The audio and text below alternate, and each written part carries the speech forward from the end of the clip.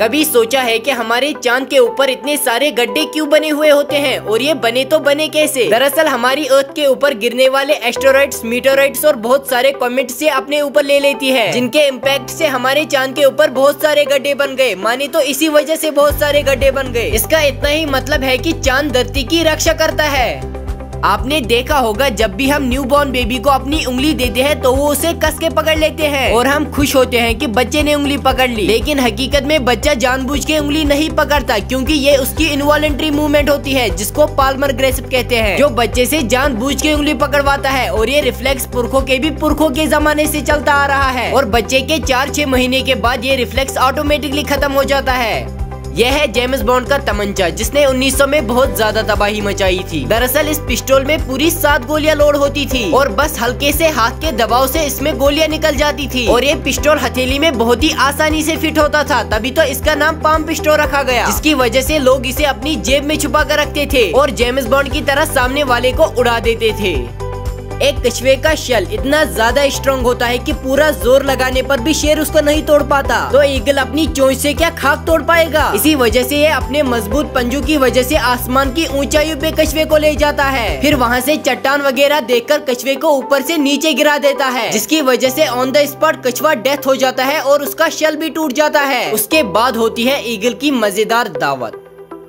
ये एक फॉरेस्ट है, कांचागांची बोली फॉरेस्ट। कहा जाता है कि इसे रातों रात साफ करने के लिए 50 अर्थ मूवर्स लगाए गए हैं और इस फॉरेस्ट में 233 बर्ड स्पीशीज रहती है और इसके अलावा बहुत सारी बर्ड स्पीशीज है जो कि पूरी दुनिया में नहीं है। और इंडियन रोलर जो कि तेलंगाना की स्टेट बर्ड है, ये भी बहुत ही रेयर मानी जाती है। इतना ही नहीं, अगर ये फॉरेस्ट साफ किया गया तो 1 to 4 डिग्री सेल्सियस तक टेम्परेचर इंक्रीज हो सकता है। जब इसको लेकर बहुत ज्यादा कंट्रोवर्सी होती है तो तेलंगाना के चीफ मिनिस्टर के ऑफिस से ये आता है कि ये जमीन फॉरेस्ट लैंड नहीं है बल्कि ये जमीन सरकार की है। अब मैं बस इस चीज को लेकर हैरान हूँ कि तेलंगाना में इतना बड़ा जंगल काटा जाता है, इसको लेकर सोशल मीडिया पे कोई भी बात नहीं चल रही है। और मैं आपको दिखाता हूँ कि तेलंगाना के फॉरेस्ट में जो जानवर थे वो क्या कर रहे हैं। और इसी के साथ इस वीडियो को शेयर कर देना।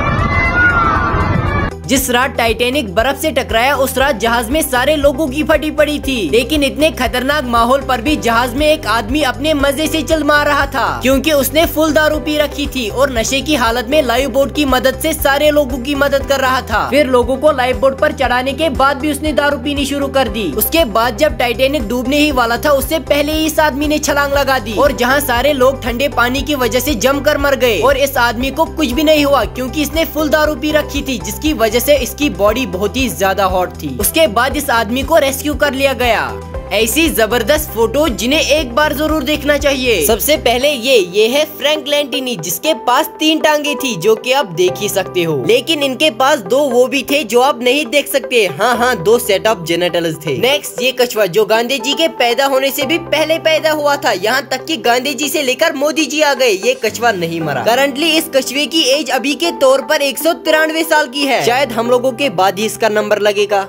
यह है दुनिया का सबसे आलसी और कामचोर जानवर, बिल्कुल आपके दोस्त की तरह, क्योंकि ये दिन के 20 घंटे सिर्फ सोने में ही गुजार देता है। आलस इसमें इतना है कि हफ्ते में सिर्फ एक ही बार टॉयलेट करने के लिए पेड़ से नीचे उतरता है और खाने के लिए बिल्कुल भी मेहनत नहीं करता, बस जो मिल जाए उसी पे काम चला लेता है। तो शेयर कर दो ऐसे दोस्त को जो इसकी तरह आलसी है।